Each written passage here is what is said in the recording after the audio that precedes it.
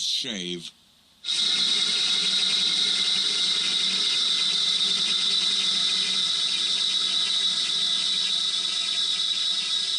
So Duck came to Edward's station.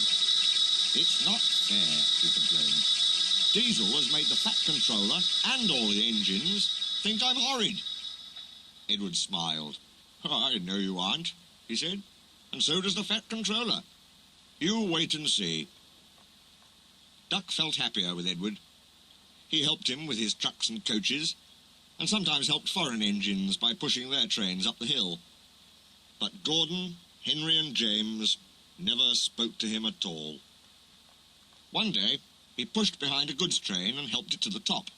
Beep, beep, goodbye, he called, and rolled gently over the crossing to the other line. Duck loved coasting down the hill, running easily with the wind whistling past. He hummed a little tune. Diddle-dee-dum, diddle-dee-dum, diddle-dee-dum, diddle-dee. That sounds like a guard's whistle, he thought. But we haven't a guard. His driver heard it too and looked back. Hurry, Duck, hurry, he called urgently. There's been a breakaway. Some trucks are chasing us. There were 20 heavily loaded trucks.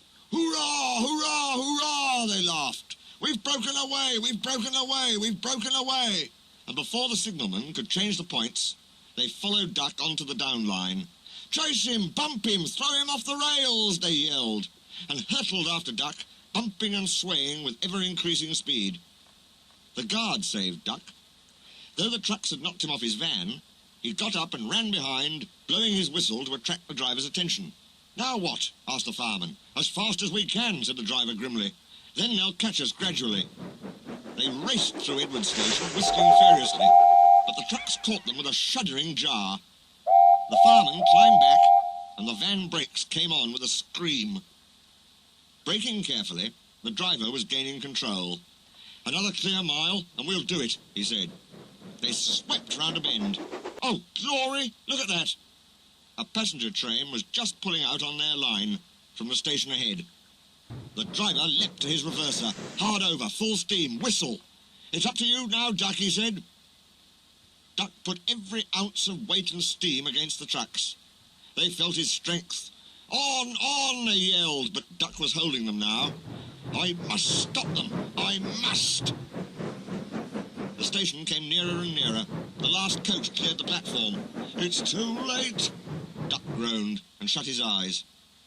He felt a sudden swerve and slid, shuddering and groaning, along a siding.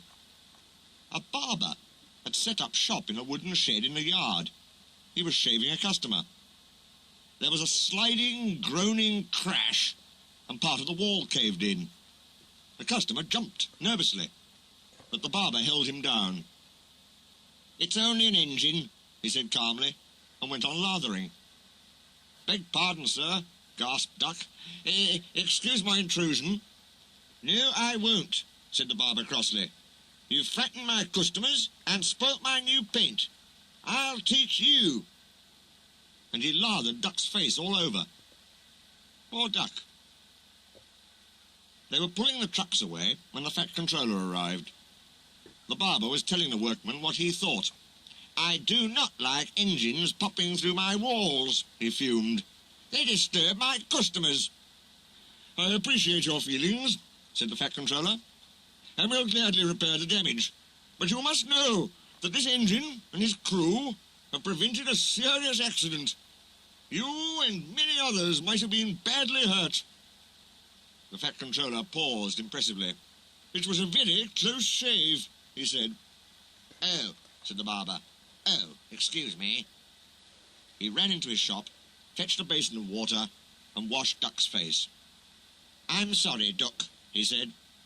I didn't know you were being a brave engine. That's all right, sir, said Duck. I didn't know that either. You were very brave indeed, said the Fat Controller kindly. I'm proud of you. I shall tell City of Truro about you next time he comes. Oh, sir. Duck felt happier than he had been for weeks. And now, said the Fat Controller, when you are mended, you are coming home. Home, sir? Do you mean the yard? Of course. But, sir, they don't like me. They like Diesel.